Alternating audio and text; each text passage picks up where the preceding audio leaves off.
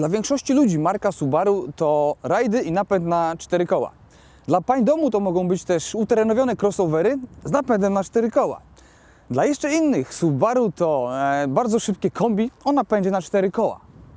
Dlatego japoński producent postanowił nie dać się zaszufladkować do grona robiących co prawda auta o świetnej trakcji, genialnym prowadzeniu, ale jednak trochę paliwożernych. I po raz pierwszy w 2011 roku popełnił to.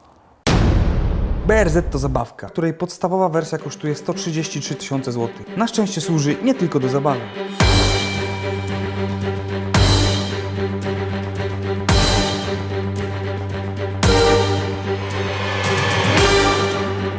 Na plus dla BRZ na pewno należy zaliczyć nisko umieszczone fotele, dobrze trzymające kierowcę w bocznych przeciążeniach. Jeśli dodać do tego naprawdę precyzyjnie działający drążek skrzyni biegów, dobrze zestrojone sztywne zawieszenie oraz świetnie wyważony układ kierowniczy, otrzymamy prosty przepis na przewlekły uśmiech kierowcy. 200 koni mechanicznych i 205 Nm nie powala. W obecnych czasach wiele rodzinnych aut czy bezpiecznych miejskich transporterów ludzi dysponuje taką, a nawet większą mocą. Ale niewiele z nich potrafi tak.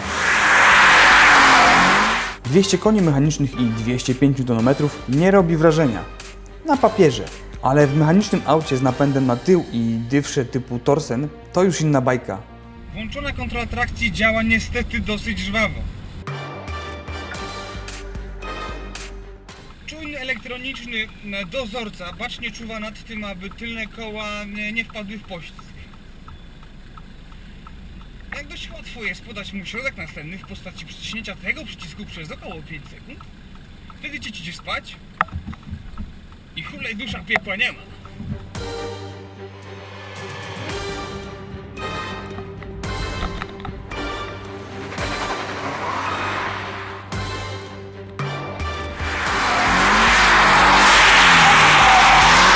BRZ napędza typowy, dobrze brzmiący, choć nie aż tak dobrze jak w imprezach, silnik w układzie przeciwległym.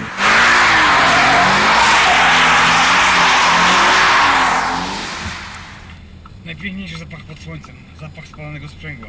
Ej, gumy! Gumy. Boxer z martwego startu do setki rozpędzi ważące 1240 kg auto w 7,6 sekundy.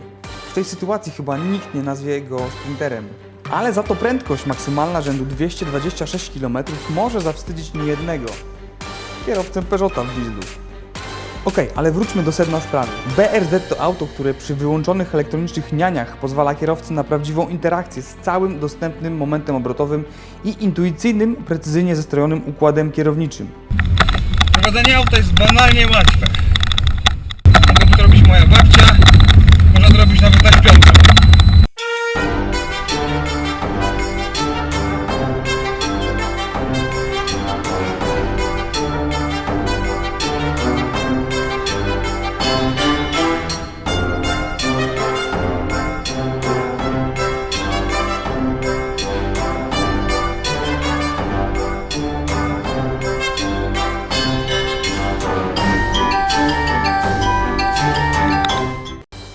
Ten ostatni daje niezwykle dużo informacji zwrotnych o tym, co dzieje się z przednimi kołami. Prowadząc BRZ mamy precyzyjny i natychmiastowy feedback o przyczepności nawierzchni, a nawet składzie mieszanki bitumicznej, z której zbudowano jezdnię.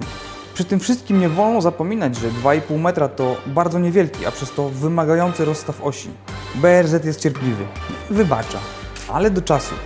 Jeśli przesadzimy z wychyłem tyłu auta w trakcie kontrolowanego poślizgu, możemy już tylko zamknąć oczy i wnioskować o łagodny wymiar kary. Szczególnie, że obuwie o szerokości 215 trudno nazwać niewolnikiem przyczepności.